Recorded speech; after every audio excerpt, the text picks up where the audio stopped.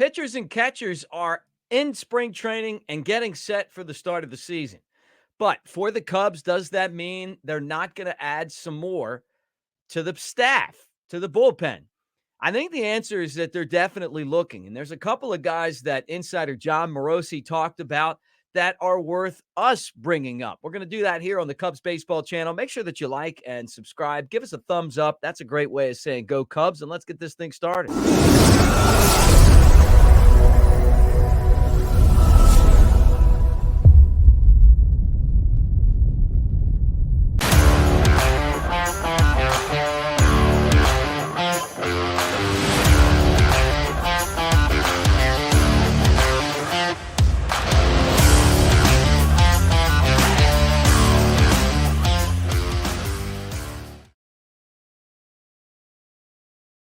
Hey, welcome to the Cubs Baseball channel. I'm Mick Gillispie at Broadcaster Mick on the socials. Great to have you here today as we talk Cubs baseball. And it's exciting. I mean, this is a great time of the year because the pitchers and the catchers are there, and we get closer and closer to games, and this roster is going to start to come together. And I love this time of year. And then you get opening day, which is the best day of the year. And then all of a sudden you got baseball every single day throughout the summer into the fall. All right, Jon Morosi, who's one of those trusted baseball guys and someone that we like here, said that the Cubs are potentially still looking to add one more pitcher to their group of guys who officially report to spring training this week, right? Something to that effect. And one of those guys is this guy, Noah Syndergaard. Remember him from his days with the Mets?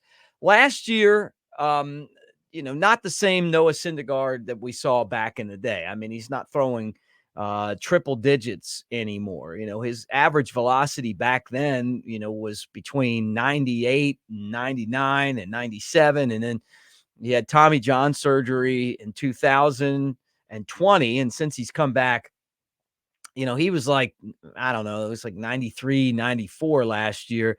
And this is a guy who got outs because of velocity. Still had strikeouts. The earned run average at 5.68, not great.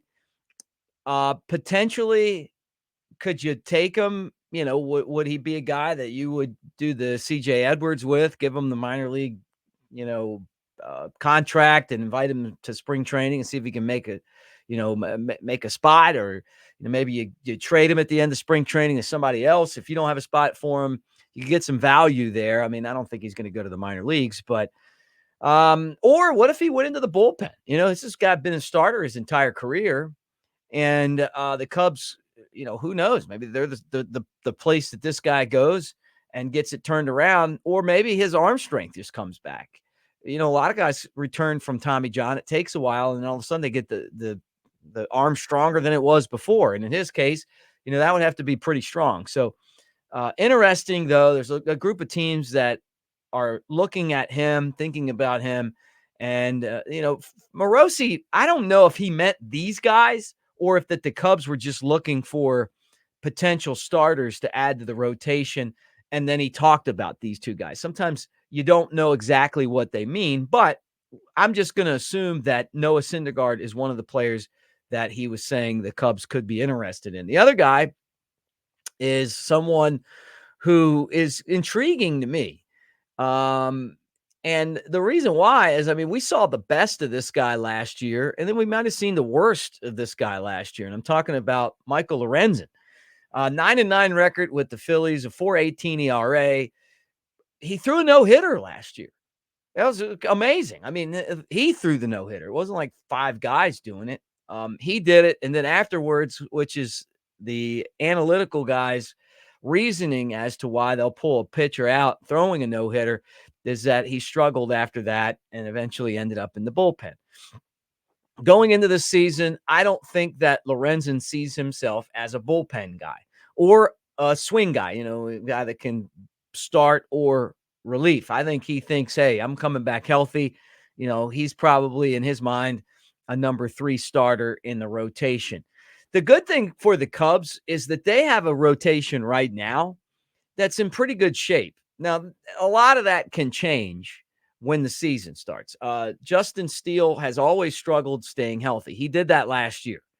and he had that John Lester-ness to him and was one of the best rookies in baseball, one of the best pitchers in baseball. I guess, is he still considered a rookie? Whatever. He was fighting for the Cy Young and had a great season and a complete season, and it was really exciting to see that.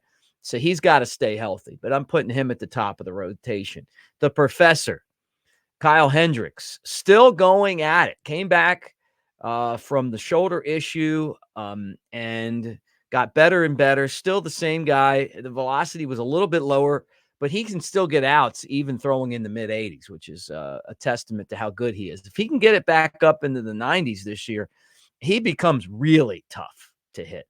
So, having a little bit more zip on his fastball could help him. But he's in the rotation, and I think people are pretty comfortable with him there.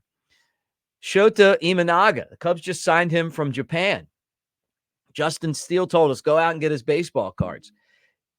Saw him throw a pen, and it was electric. I think we're all excited about Imanaga. Had the great press conference, was on the Bay Stars in Japan last year. A Trevor Bauer teammate, by the way, who's still available, we've talked about. And someone that I'm expecting to be kind of the third man in the rotation for the Cubs. Jordan Wicks, is he someone that the Cubs are considering in this rotation? I would think so. He pitched really well when he got called up last year, and it gives you depth, obviously. Could he be a pitcher that, because he has options, goes back to AAA? You'd hope not. I mean, you'd hope that he'd be a guy who really pushes for a spot in the rotation. And then Jameson Taillon, who was really the most disappointing guy on the staff to me last year. You paid him to come over and throw. He was inconsistent when he was good. Sometimes we saw greatness, and then other times we saw not so great. And you never knew from start to start what you were getting from him. He's got to step up. He's the guy that's paid to step up and be consistent. That's your rotation right now. Javier Assad's a guy that could help you out. Is this the year that Ben Brown breaks into the big leagues? The guy that the Cubs got from the Phillies in a trade. And then you go out and maybe you get a Michael Lorenzen and you throw him in the mix and you say, hey, here's what we're going to do. Boom. We're Assad, you're going to go over here, but we might need you here, who's really the Cubs swing man. And, maybe Drew Smiley steps up again. Remember last year, he was so good at the beginning of the year and then totally collapsed and then went to the bullpen and was solid out there.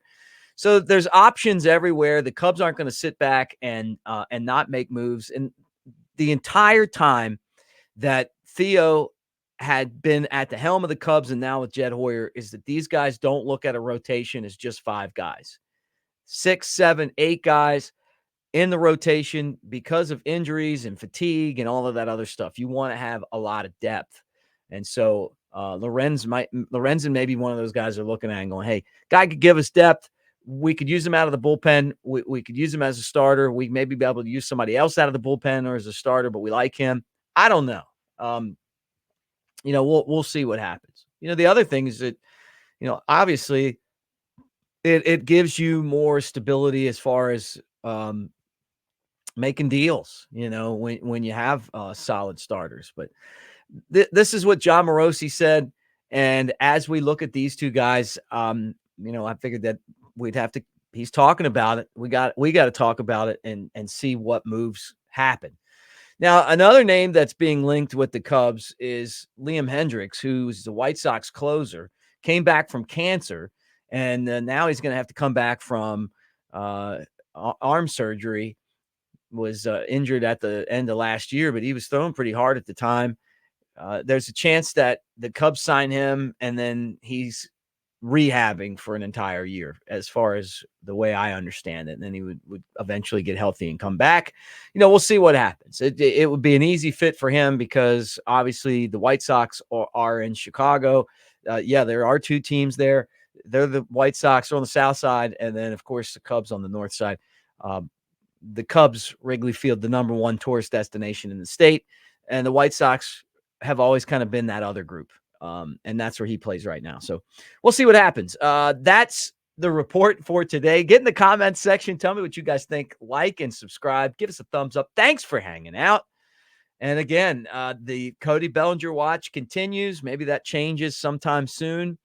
But I think the Cubs are going into camp now saying to themselves, we're going to have to do it without him, and we'll see how that looks. I want to remind you guys that the channel is presented by the Tennessee Smokies team store, smokiesbaseball.com/store. They've got some great gear there. Go and check it out for yourself. Championship swag, Cubs gear, autographs, game-worn uniforms, and stuff like that. So check them out. And that is smokiesbaseball.com/store.